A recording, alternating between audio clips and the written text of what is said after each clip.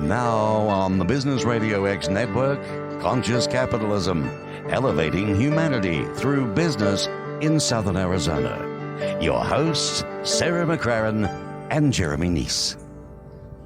Southern Arizona does good business, and we want to talk about it. Welcome to the Conscious Capitalism radio show and podcast, streaming live and on demand from the Tucson Business Radio X studio. Conscious Capitalism is an international movement promoting business as a force for good. The Conscious Capitalism movement has 50-plus chapters in the United States, including Arizona, with lots of activity down in the southern part of the state. We are bringing people together to make it easier for Southern Arizona businesses to do good business and to partner with other organizations who know successful companies value all of their stakeholders, including the communities in which they operate. On this show, we want to shine a light on real-world examples of good business happening right in our own backyards. We invite leaders in our community to share their stories and experiences, to tell us about their personal journey through the world of business, to let us know what makes their organization great and how they go about bringing value to Southern Arizona. At the end of the show, we'll share information about upcoming opportunities to engage with Conscious Capitalism. Please remember you can always go to consciouscapitalismaz.com to learn more. So let's get into some good business and introduce you to the voices who are going to be participating in today's shows. Show, singular, one show today. I am Jeremy Neese. I am one of the privileged people within Conscious Capitalism who gets to participate in these podcasts and have great conversations with people. I am interested in promoting good things happening at the intersection of money, business, and social wellness. I am also grateful to my enterprise of Retirement Evolutions Wealth Management, where we help people invest in what they value, for being a sponsor of the show. And I'm Sarah McCraren from McCraren Compliance, where we provide safety training and consulting services serving the mining and construction industries. And our purpose is creating communities where we all watch out for each other. So our guests today are Skya Nelson, COO and Creative Director at Fed By Threads. So Skya began his career in the apparel industry in 1987. He became active in sustainable products in 2004 and currently drives strategy and innovation for Fed By Threads, the leading Eco-Corporate Apparel company in the United States. Skya is a native of Hawaii, where he developed an aloha style of management as part of his island culture. He loves his adopted home of Tucson, where he has lived for nearly 20 years. Since 2016, he has been responsible for R&D and business development, stewarding the transition to circular economy and vertical supply chain integration. Previously, he was the creative director for Raytheon Corporation, art director for Host Marriott Services, and has been an influential voice at SGIA, ThreadX, Social Enterprise Conference at Harvard, and the U.S. Department of State. Thank you so much for joining us today, Skya. Aloha, and thanks for having me. Yeah, aloha. Yeah, let's get a little flavor on here. That's right. Perfect. And remember, you're going to give us a little bit of the... You want a little pigeon? A little pigeon. Exactly. Come on down to the island. Yeah, come on, sista. We'll go get some moco loco. Yeah, you just throw that in whenever it feels right. We'll throw some flavor. Yeah, and if you do it enough, maybe we'll mimic it. Fabulous. Best effort. Yeah, so our other guest today is Dory Morales, publisher and editor of Green Living magazine. Dory has been in the magazine industry for over 20 years, starting in magazines for the multifamily industry. She worked for the Apartment Guide as salesperson and then publisher. In 2004, Dory and her former business partner started Apartment Showcase. They later sold to Apartment Finder in 2007, where Dory stayed on as a publisher until starting Green Living magazine. Green Living magazine was a business opportunity that brought Dory back to her roots. She grew up in New Jersey in a home with an acre garden and always loved the changing of the seasons. However, it was witnessing the birth of a baby cow as a foreign exchange student in Espelette, France, if I said that right. Espelette, thank you, France, that changed her life and shaped her deep appreciation of the earth. Dory is very passionate about an eco-conscious lifestyle and sustainability because she has lost all of her immediate family members to cancer, dementia, and medications going toxic in their bodies. She takes it as a personal mission to teach everyone that there are simple solutions that they can do in their daily life to create change and to make an impact. So pretty powerful mission. Thank you so much for joining us. I can't wait to hear more about that. I'm excited to be here. Thank you for having us. All right. So, Skya, let's dig in with you, if you don't mind. Sure. We are certainly interested in your organization, Fed by Threads. But before we get to that, you want to give us a little bit of your background and sort of the journey that brought you to your current position? Sure. As a kid, I grew up in Hawaii, multi-generations. My parents were born there. My grandparents were born there. So island living is kind of built into my DNA, realizing that limited amount of resources affect the cost of things and how you use things. So I didn't realize that was just special when I was a kid until I got to the mainland and realized everybody had a lot more stuff than I ever had. I think I got my first jacket when I was 10 or 11 years old. So up until then, it was T-shirts and flip-flops, and that's how we lived. But as my parents split up, I moved to the mainland, and with my mom and my sisters, we became a single mom household, limited income, and we were food insecure. So I grew up hungry most of the time, and sometimes the only meal that I got was the meal at school. And so as I got older, I took a really hard look at what food insecurity did to me personally, and then I look at what's going on in the nation, and that's one of the reasons that Fed by Threads is so committed to feeding 1 million meals a year and then working to eliminate food insecurity across the board in the United States. If we can do it across the world, that'd be great, but we start local. There you go. Work our way up. Feed the neighborhood and then take care of everybody else. And then going through that system, we developed I developed an understanding of what was going on in the organic world, what was going on in circularity. And over the last 10 years, I've migrated my entire business proposition to making a difference in a positive way. And sometimes that was trying to do the most good with what the revenue was, but now it is making sure that all the revenue is good, that there's no downside, that there's offsets for anything that's questionable. And in the long run, the business operates in a totally earth-positive way, meaning earth-positive wages, social, how we affect people emotionally, as well as all the physical aspects of the business. So toxicity in product, supply chain, fuel sourcing, everything that we do, we look at with a very keen eye on what the impact is on the planet. And that's transformed me personally, and it's set my direction probably for the rest of my life. That's outstanding. Thanks for sharing that backdrop. And I can't wait to get into more about some of those leading things that you can present to other people as that you've incorporated into your own operations. That you make it seem like it's just, this is what we do, but there's some education there for people. For sure. I can't wait to dig into that deeper. Dory, let's do the same for you. Would you just, everybody's going to be curious about the cow and what has led you to your vocation right now?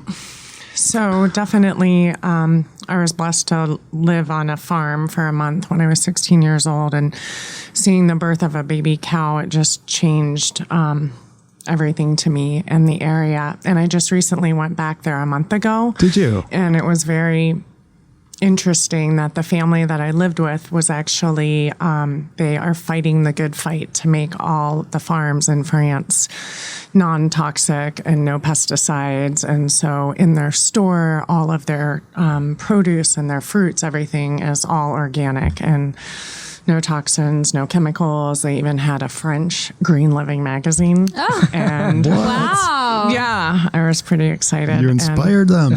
So it was just like, I haven't seen them in 31 years, and they're doing everything in farming to not have any chemicals or toxins. So it's interesting that, the 31-year gap, and yet you seem to find yourselves on parallel paths and converging,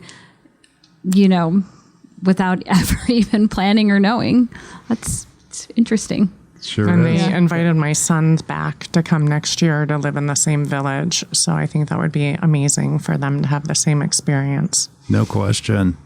So how about in between those 31 years? What, after the cow? So after the cow, I guess I'll mostly talk kind of about Green Living magazine. We started the magazine, my former business partner and I, 9 years ago, and I really went back to my roots, and health and wellness is very huge to me. And toxins and chemicals, and just awareness to people. I mean, there's a cancer for every single month. So at our different events, we wear different colors to engage the community on cancer awareness. And also we wear different colors at our events, whether it's Arbor Day or Ocean Day or things like that. And my biggest mission is to educate people on what they can do, and then also making sure that all the people that I work with are engaged in conscious living. Nice. So was that desire to educate people what was really the impetus of green living, or how, I mean, you started it 9 years ago, but why? It was actually, to be honest with you, it was a business opportunity. But then I started learning more, and I'm like, oh my gosh, this is my life as a child, growing up horseback riding and loving the earth, and knowing that there's less resources. And then I learned about the fashion industry. And right now, if we were to quit making fashion or making an article of clothing, we would have enough clothing to go around the world for 8 years. And so because of that, I changed my buying habits, my lifestyle habits. I haven't bought a new clothes for 2 years. Good for you. I do clothing swaps or shop at secondhand stores. So, and we write about that, and we're continuing to educate the community and the public. That's great. Yeah, people need mechanisms so that they know, okay, great, I'm interested in that, but how can I actually execute on that? So, secondhand clothing is fabulous. People need to take advantage of that more. We definitely recommend people get into sustainable clothing. Start by going to thrift shops. Go to secondhand stores. You're going to get clothes that have already seen their life, and they're giving a second life. So you're saving things from a landfill. It's wonderful. Well, and we'll probably get into it a little bit, but then also the toxins are kind of out of them already by then, so they're safe. Someone else has, unfortunately sucked up the chemicals before they made it to you. Yep, exactly. Well, you shouldn't probably wear polyester in anything, but there's certain things, certain fabrics I would definitely stay away from. So with a little bit more about green living then. So it's educating, and it's educating, I suppose, on green living. So can you give us some more examples about what a reader would find in a typical magazine?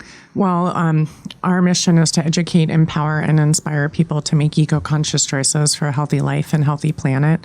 And all of our articles are based on live, work, and play. So there's going to be articles on mindfulness, on meditation, on business, entrepreneurship, innovation, as well as things that you can do in sustainable tourism or yoga or products and cool and outrageous stuff, things like, and recipes, amazing recipes as well.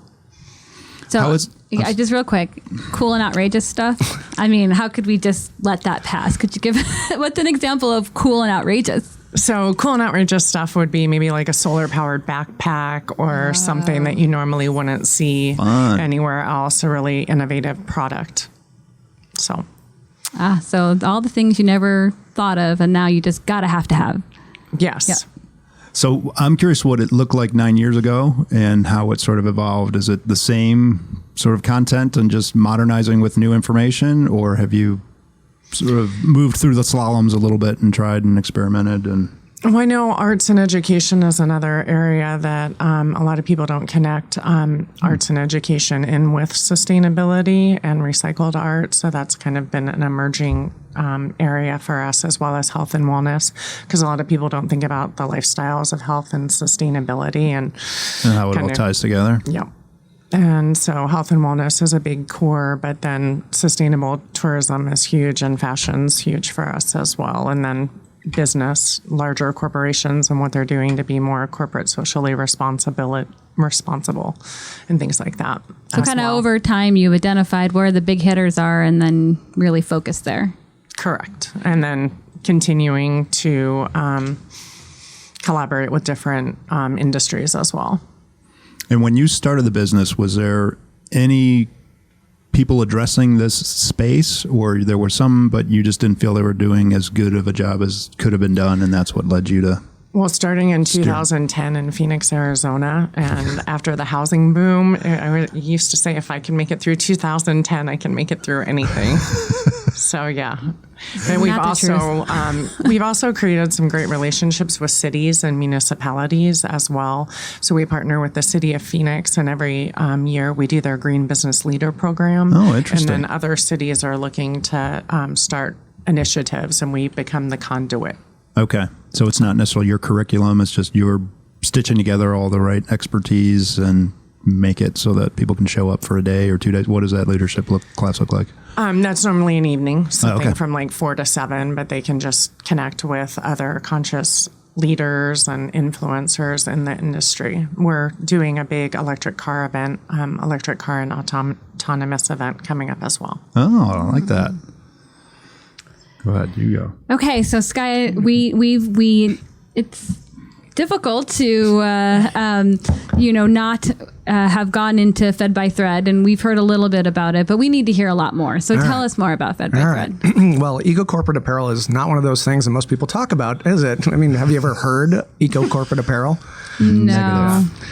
So it's one of those things where everybody knows corporate apparel, polo shirts and hats and T-shirts that every company wears, but thinking about doing it ethically and doing it sustainably was not part of the norm in the industry, because most people, when they're thinking about buying clothes for their company, be it a large organization or a small, they're looking at a really low price point, usually last minute. They got an event coming up, they buy a T-shirt, some hat. Maybe it's a product launch. They just want to put something out there into the world and say, let's take a picture, show everybody what we're doing. So it hasn't really been part of the system in corporations until recently. CSR initiatives, corporate social responsibility, has created a demand within organizations to start asking questions. And over the last 10 years, we've seen zero waste programs, recycle programs, things that would not be a normal corporate active program become something that a large organization puts at the forefront, or even a small organization wants to be identified with. So companies locally here in town that are small, like Ben's Bells, they have a huge impact on the community, even though they're not a very big organization. And when they started working with us, we were able to say, take your clothes that are normally inexpensive, raise the price by $1, and now they're not being made by children offshore in some other land. Now you can look at them with full integrity, and you can say, we support children not only in the community, but we do it with our products as well. And that makes a huge difference. And then when you start telling that story in a larger corporation where the impact on shareholders is visible, or the returns every year from the products make a difference in the organization. So if they're selling swag for their company, a large company like Microsoft has stores where they're selling millions of dollars of merch to their employees and to people in the public. You can do something positive for the world that way. So these are the organizations that we sit down and talk with, and we were watching them transform. And Fed by Threads has just slowly been chiseling away at the bad system that's in place in the apparel industry. It's the number 2 polluter behind petroleum worldwide. It is the number 1 water consumption industry. So we use more water even more than farming. And that's because most of the crops eat up the water and spit it out. It takes 600 gallons of water to make 1 cotton T-shirt, 1,200 gallons of water to make a pair of jeans. So when you start thinking about there's enough product on this planet right now for everybody to have all the clothes they need for the rest of their lives without making anything else, and we're still making more, all those materials are consuming those raw goods, and we've got to stop that. So Fed by Threads took the action of how do we reduce our impact across everything? So carbon, water, livable wages, and then how things are produced, and as well as emotional resonance. And that's where the conscious capitalism really comes into play. If you're not connecting with somebody with the story of why you're doing something, then it really falls on deaf ears. They can say, oh, it's a cool shirt, but if you don't say, this is the reason why it's cool, it affects people in your community, it affects your health, it's good for your brand in the long term. There's too many positives to ignore just by making a small switch. So in 2016, Fed by Threads made a very big pivot from a retail company that was local here in Tucson. We had a little store down on Congress. Before that, we had a store on 4th Avenue. And we decided at that point that we saw where the world was going. We saw retail businesses closing up in droves. So in February of 2016, I pivoted the business to go into full circularity. So we shut down the retail spot. And what we did is we started refocusing on supply chain. And supply chain was key for us.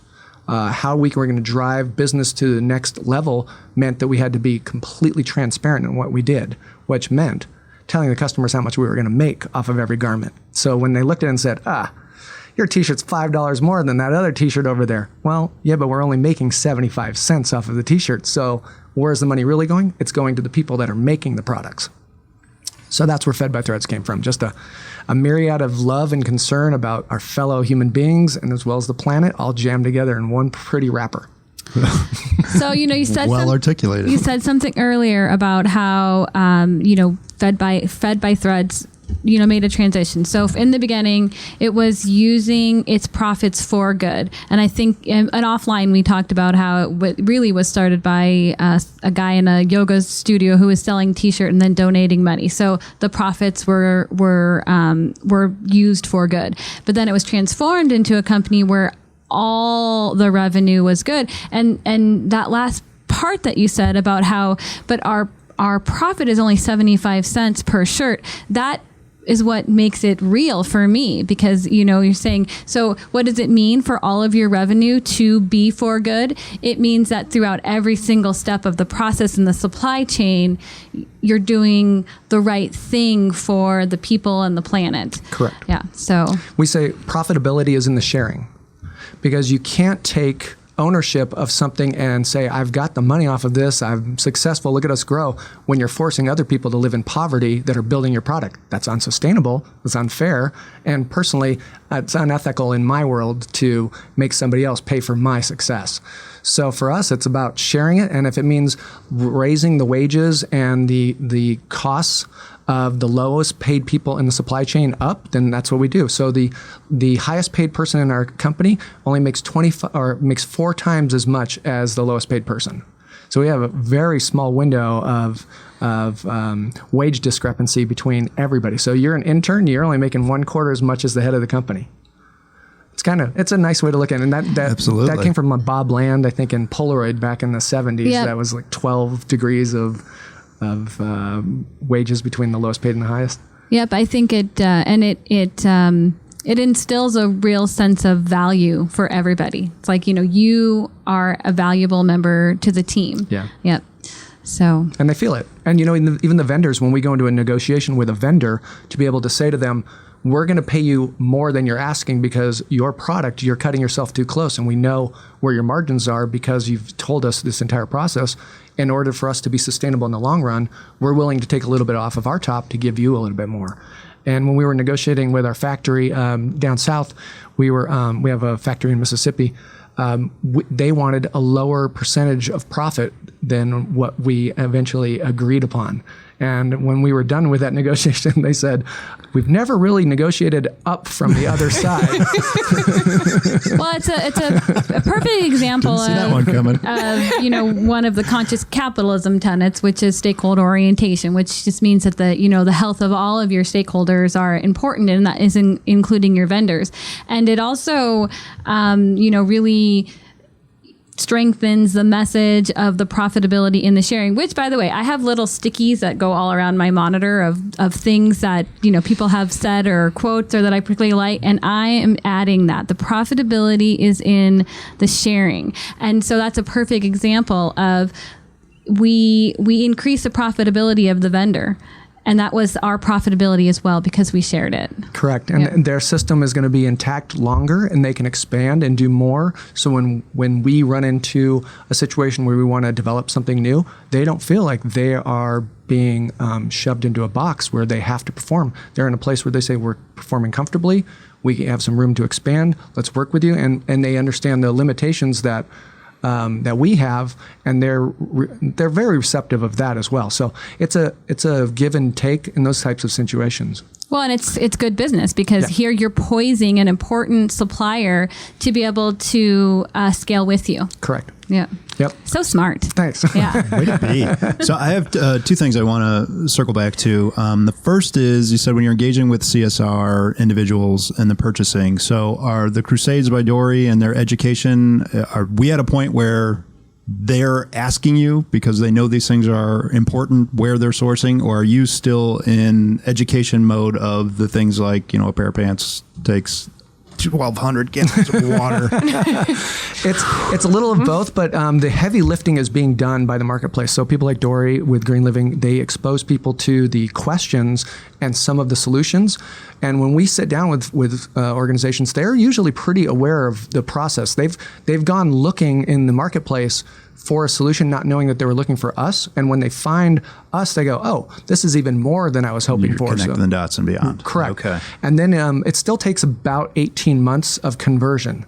And that's not because of a lack of education. It's because most complex supply chains require each level to have a different argument to explain to them what the ROI is. So at the C level, they know that it's going to affect business in a very positive space. The brand is going to be seen as progressive. At the same time, it's doing good. At the management level, it's modifying budgets to be able to fit things into place. And then at like the direct buyer location, you have to get them from a place where they're saying, but this other product is cheaper, and I'd look like I'm doing my job better if I buy the cheap product and we have more budget left over at the end of the year. Whereas management has to keep coming back down saying, that's not what this is about. We're going sustainable. We're thinking in the long term. You have to buy for what the long-term agenda is. So that's where the lag really happens, is getting that data from the C-level down to the individual buyers. Okay, that makes perfect sense. And Dory, how about from your perspective, when you're seeking people to participate in storytelling for your magazines and these education dynamics that Skya was just speaking to, are you feeling like you've shaken all the trees and it's a constant battle, or you're like, you're going to have to stand back? We've got plenty to talk about. Plenty to talk about, and there's so many businesses that don't know a lot about it yet. So it's a constant education, and people, they don't know what they don't know, and engaging them in some of the things that Skya is doing. And I'm a big proponent in partnerships with cities and corporations, and that way together, if you partner with someone, you're going to reach a larger audience. But education is key, so I'm not finding some companies. I think different industries, for example, I came from the multifamily industry. It's still a 3-quote bid, and it's always going to be the lowest bid. But now I'm going to go back and educate them and show them different ROI on, if I can go in and educate your owners of your multifamily business and they can save $80,000 a month on water by using low flow water faucets and devices on your toilet, I think they'll be listening to me, and I think the property managers, and then I'm getting the same message across to a larger industry, because most people don't know, but the building is one of the largest energy users. Correct. So that's where, if you want to make a difference, it's through energy and things like that. And it's partnering with the right people and educating them. Like it. So what's hot right now? What are some of the things that are in your headlines and of recent? Sustainable tourism's very hot. Fashion's very hot. So what does sustainable tourism look like? Obviously, that's a big revenue item for Arizona.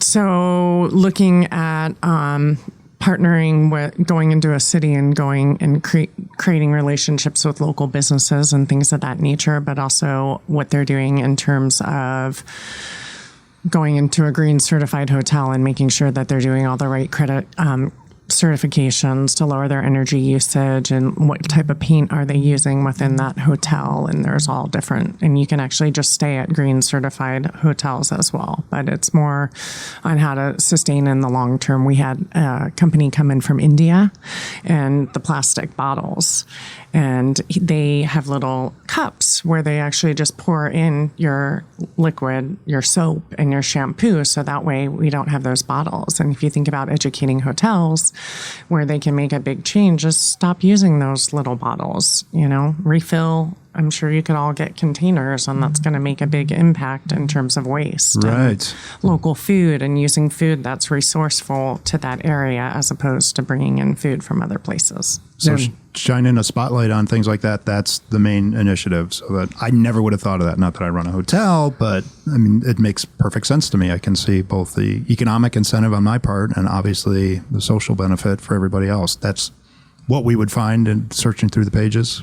Yes. Most regular. In terms of sustainable tourism. But then, what's trending? What's the different stories and things like that?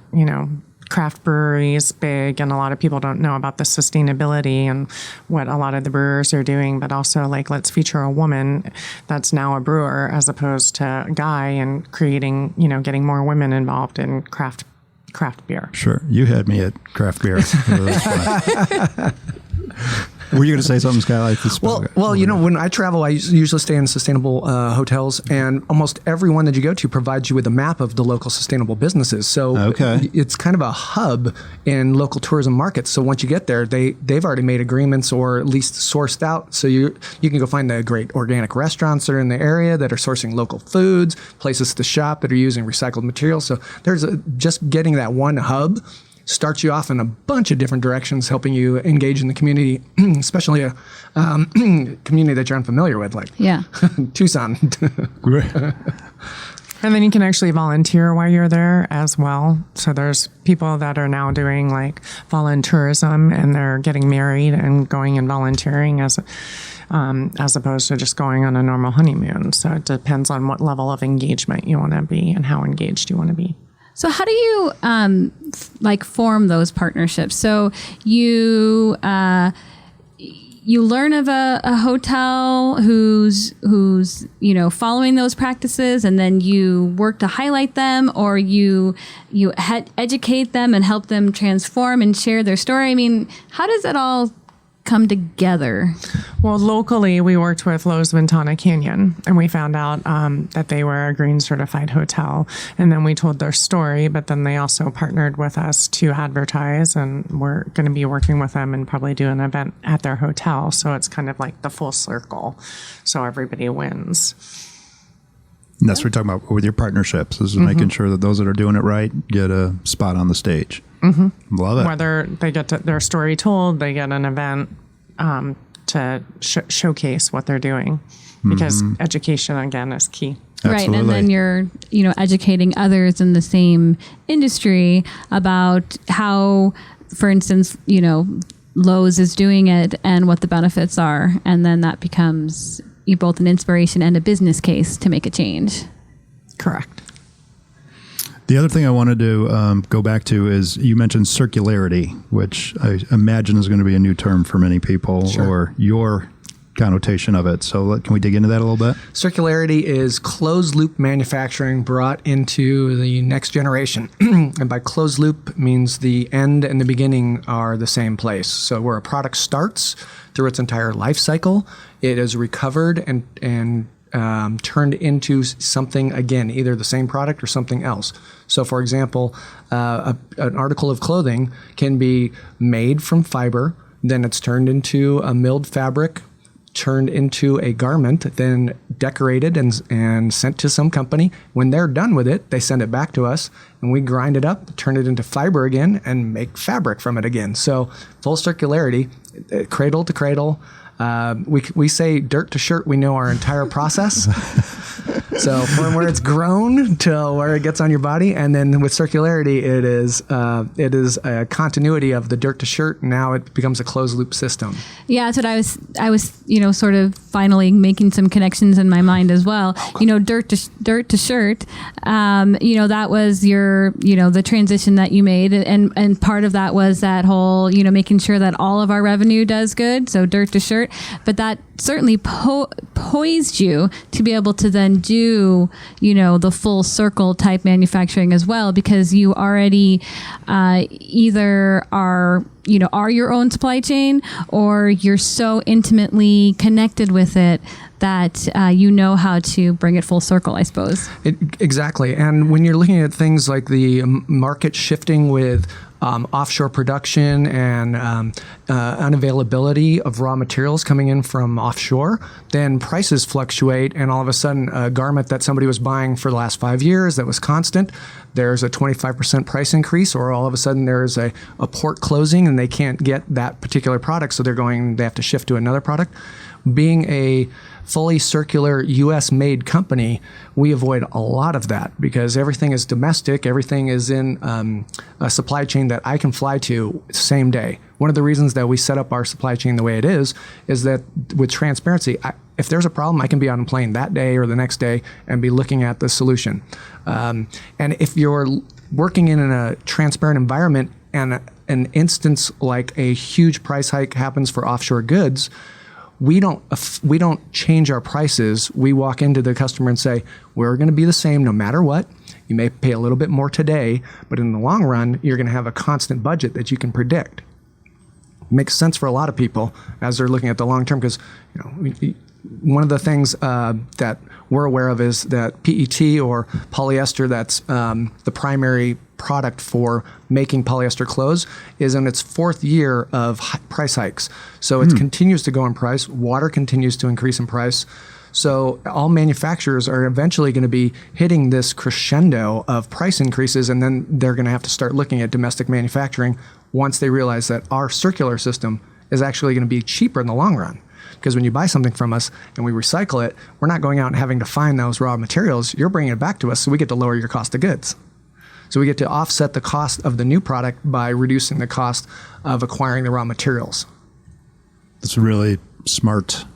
I know, it's approach. Just exactly, and it's just smart. It's just, again, like we say, good business. And the other thing that again, that whole thing about the profit is in the sharing. It also creates that stability, and so you have less volatility that you have to explain or somehow pass on or not pass on to your customer. But then the other thing that really hit me was when the profitability is the sharing, you can just shed the pressures of always trying to maintain a certain margin or always trying to increase your margin because you've already dispersed it, and you're somewhat insulated because you've created the supply chain with the transparency, and you're less dependent because you're not always trying to chase the lower price here and there and the constant change, and you can get on a plane and solve something. But at the same time, again, you've dispersed that profitability, and so you've stabilized your market. Absolutely, and it's such a soft sell because there's no pressure for us. We walk in and we say, this is the price. We've made it as transparent as possible. It's fixed. It's not going to change. So take a look at it. If it's good for you, then get onto it. But we're not going to shift it. And I get a lot of large corporations that say, we really love your product. We really want to stand behind you. However, here's a bid that we've got from another vendor. And we're like, no, we're at this price point. When you're ready to convert, we'll be here. Yeah, there's no game. There's no game. Yeah, so we don't have to play. Yeah. I don't like your rules.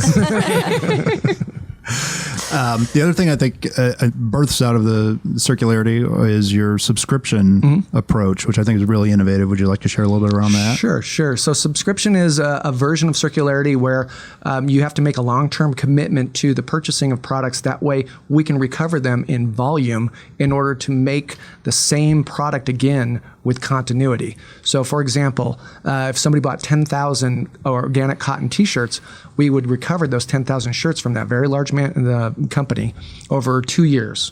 And when we get them all back, then we would take all of those garments together, process them at once, and then be able to make new garments that go back to the same company. And now they have a Mark II version of the shirt. So it's already been through an entire supply chain once.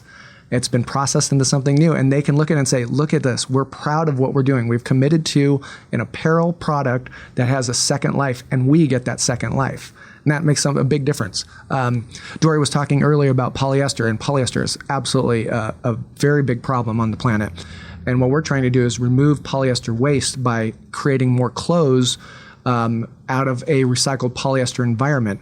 Microparticles are a very negative effect of that. So for us to commit to this program, we're also looking at the same time as being able to recover microparticles from the manufacturing process, which means eliminating the waste that would go into the water that eventually ends up in the oceans in these giant gyres that most people are becoming aware of that are floating out in the ocean the size of Texas. Right. So when you look at the world, we're dealing with a bunch of large corporations. Royal Caribbean Cruises is very interested in reducing the amount of particulates that come off of their ships, since they do 5,000 loads of laundry a day, or they're processing all that water out and it just gets dumped in the ocean. They are aware of the problem and they're trying to make a solution. There's other large corporations that care deeply about this, and those are the organizations that we're partnering with. So, a company that can, buy a shirt and then be able to turn that around and their people can walk around saying, this is my second gen, whoever company shirt is certainly a great way to make people feel good about their company.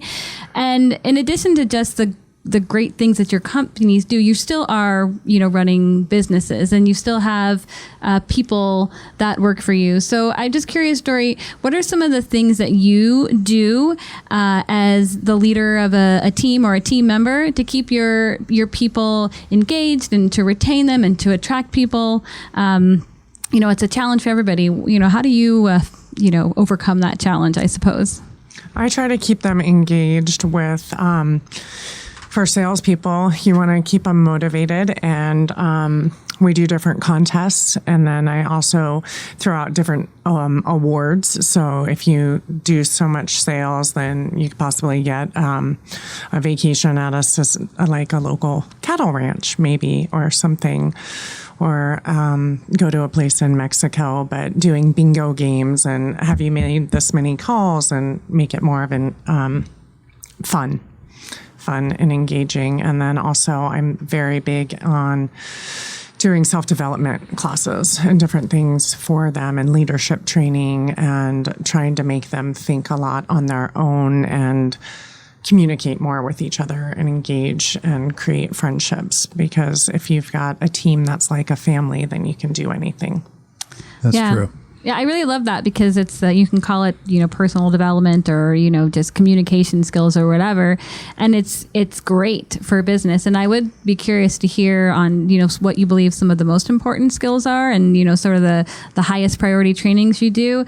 But what I think is the side effect or the ripple effect is that those skills are great in business, but they're important in family as well. And so you learn those skills and you learn how to, positively interact and maybe have a raised level of emotional intelligence at work. And then you just take that home and it improves your relationship with maybe your partner or your spouse. And you teach those children those skills through example, to your children. And I just find that they're so lacking,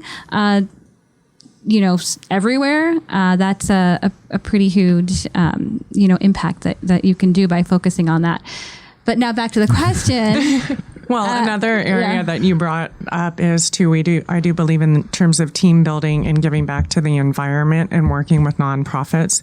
So at every event that we have, we raise money for the nonprofit. And the other thing is going and doing a cleanup, a buffalo grass cleanup, and doing that as a team as well. Right? Yeah. Or we have a nonprofit that works with homeless that shares our office space with us. So I'm going to take my family and also anybody from the office, like let's go work with homeless youth and things like that. I think is very important because community, you have to connect with your community. Yep. Right. We are all members of our community, and we can own it or we can deny Ignore it. The but problems. Yeah. So, what do you think are some of the most important development skills that you focused on with your team? I think communication is key. I think communication is number one, that you have to communicate. And I also think that people have to really know the differences that they're working with admin and sales and why they are so important. Because if the salespeople aren't out selling, then the admin doesn't have a job. And if the admin's not collecting the money and things like that. Sure. Yeah, everybody knows a role, figure out how we all, interconnect with each other and are interdependent on each other. But Again, also, it comes back like, to that value, right? Right, exactly. Yeah. and that we're also doing business for good too. And what is our mission and vision? And are we connecting back to that? And go out and take an education class and learn a little bit more about sustainability and net zero. And we compost at our office and we recycle at our office. And we don't have, we use all dishes and glassware that we take home. We don't use any paper products or anything like that. We try and be as much of a net zero office as possible. Well, we still use paper in the accounting department. And when I made the accounting department buy 100% recycled, you should have seen the looks on their faces when they said, it's like 3 times as expensive as partially recycled. I'm like, that's not what it's about. You got to buy the fully recycled, because if you don't buy it, then they're not going to sell more of it. And if they're not selling more of it, they're going to stop making it. So you have to encourage those behaviors. And just by doing those little things, buying a product or not buying a product, you shift the market and the demand. Absolutely. Well, and it's, you certainly want to have the integrity to live what you preach. And yet at the same time, it's good business, because if you really want your salespeople to be effective, then they have to truly understand what it is that you're selling. And if they live it every day, then they're going to be better poised to be able to do that. And the same thing with the admin people. If they understand, they have purpose, they understand why it's so important for them to make sure that they, collect, the outstanding receivables, or, get the bills paid on time, or whatever, then again, you just have a much better business. Well, also, I think that at least with my employees, they breathe it. One of them is writing her personal journey. And so she's on a goal at the end of the year to divert her waste 70%.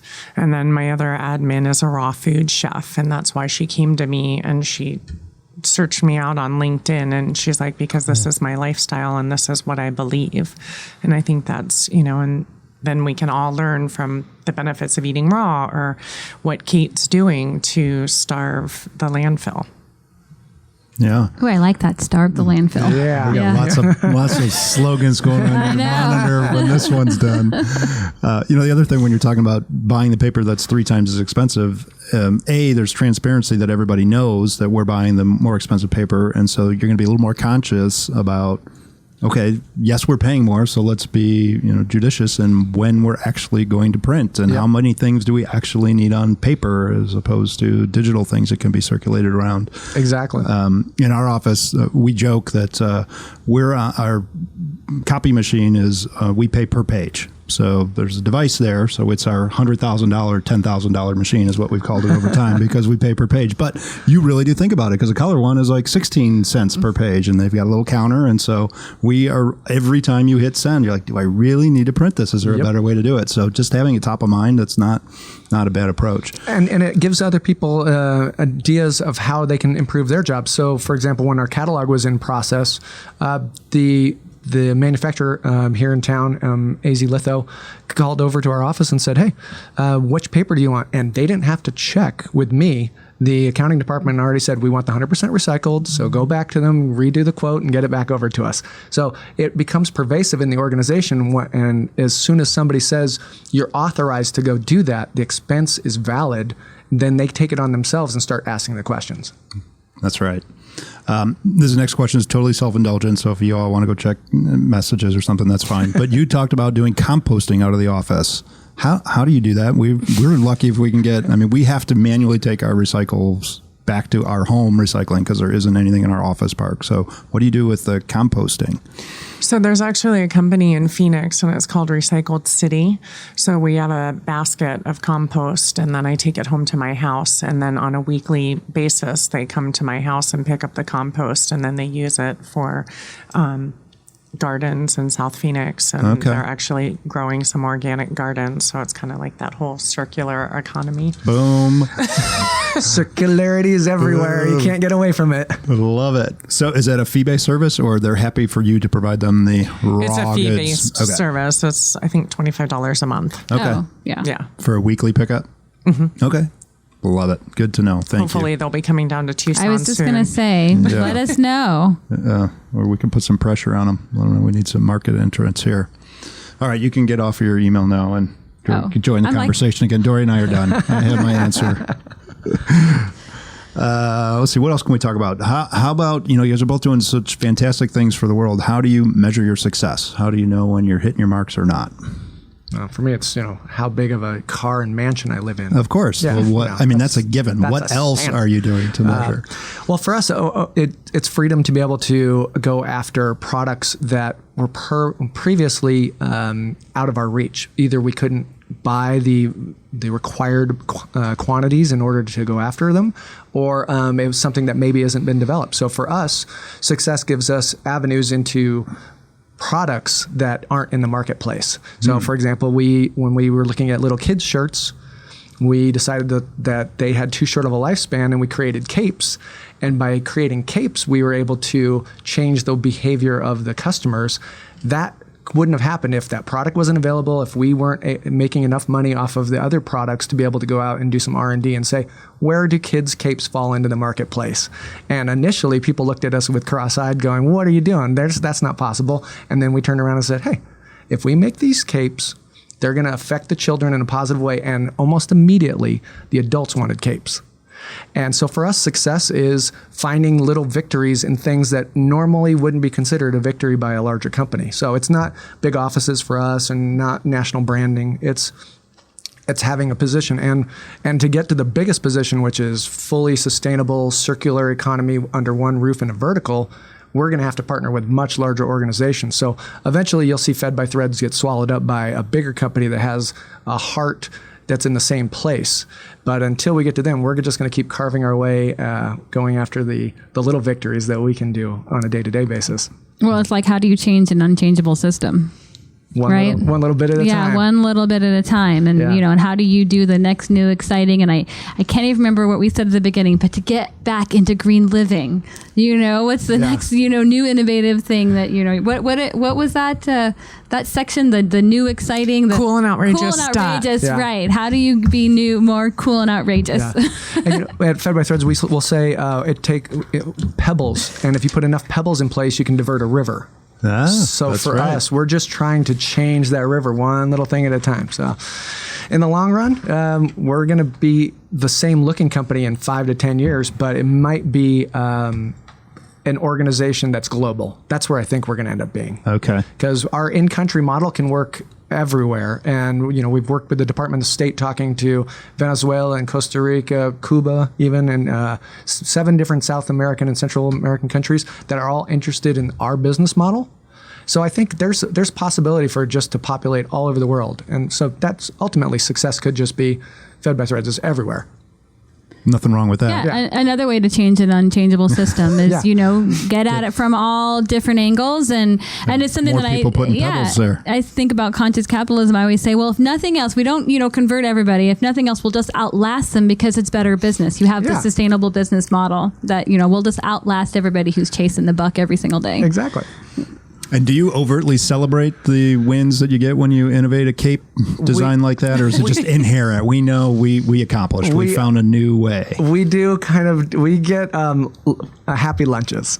Happy lunches. All right. So we celebrate with lunches. Somebody gets to pick what it is, and then we all share a meal together, because sharing a meal bonds a community, and really families connect at the dinner table. So for us, when we're celebrating something, it's a choice of food. There you go. And then when you watch somebody goes, I get to pick this one, and they go and one of our younger folks, Tara Doyle, who is an activist, she got to pick one of the last meals, and she wanted to try Hawaiian food for the first time. And when she got done, she said, Hawaiian food is very fattening. I said, have you ever seen Hawaiians? we love fattening food. The reason why every other lineman on U of A's team is big guy that likes macaroni salad for breakfast. I was like, I feel like maybe it's in time for some pigeon. Yeah, sister, I do it for you. So I would say for us, success is when we get letters or people call the office and tell us that, thank you for producing the magazine. It's the last time I've read a magazine cover to cover. Wow. Or we had done a story on the kid against chemo, and he was stage 4 lymphoma, and he changed his life, and now he travels all around the world telling his story. We have another writer, Rick Coggins, who was stage 4 lymphoma cancer. And he wrote his journey for the last year. And then this year he writes his maintenance, and he's thriving.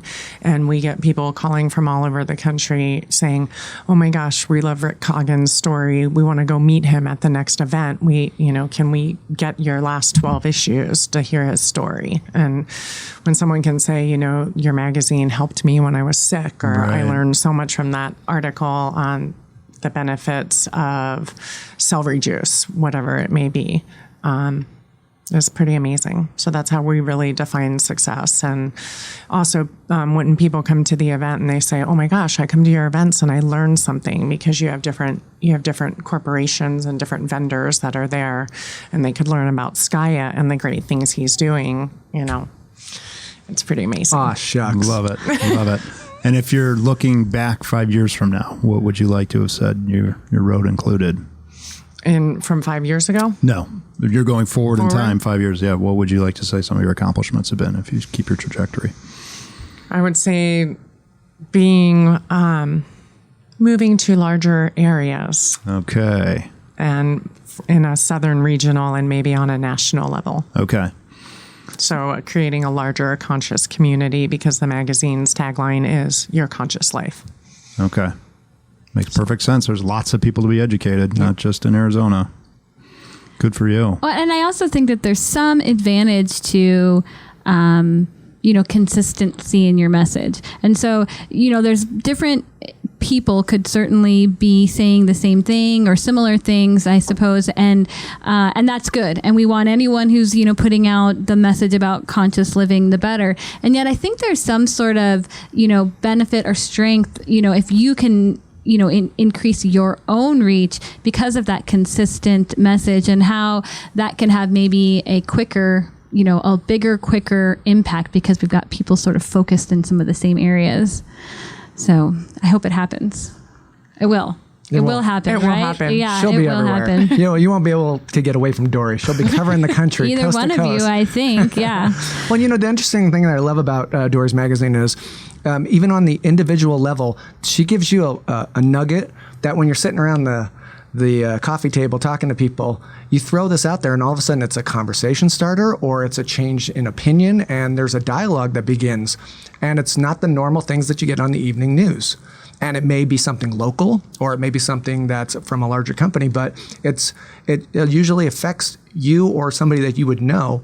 And that's just a nice thing to be able to grab it and put it out to people in a kind way. Because most of the time it's you're correcting people or sharing a piece of information, whereas this is, hey, did you know? And it makes a difference. Non-invasive. Non-invasive. Or fantastic Fridays, like we have Good News Fridays every Friday on social media. We want to get out and celebrate the successes. Like an airline now is doing something that's more eco-conscious. That's what we're going to be promoting. And so that's pretty fun too. But I have to circle back to Skya and the work that he does with Fed by Threads. Every time I go out and speak somewhere, I'm always bringing his T-shirts and showing different thought leaders how they can change the conversation. And everybody needs to know what Fed by Threads is doing, and their whole transparency and circularity is amazing. So. Well, we are just about out of time, or actually we are out of time. So we want to make sure we at least get in the thanks. And I think that in some ways you guys have both already done it for us with, Skya thanking Dory and Dory thanking Skya. And so Jeremy and I will now thank both of you. So thank you so much for being on our show. You've provided a lot of great information, great education. Make sure everyone looks for the cool and outrageous stuff. Go secondhand shopping for your clothes, and make sure you're looking for ways to do continuous supply chains. So thanks. Thanks for having us. Thank you. Cheers.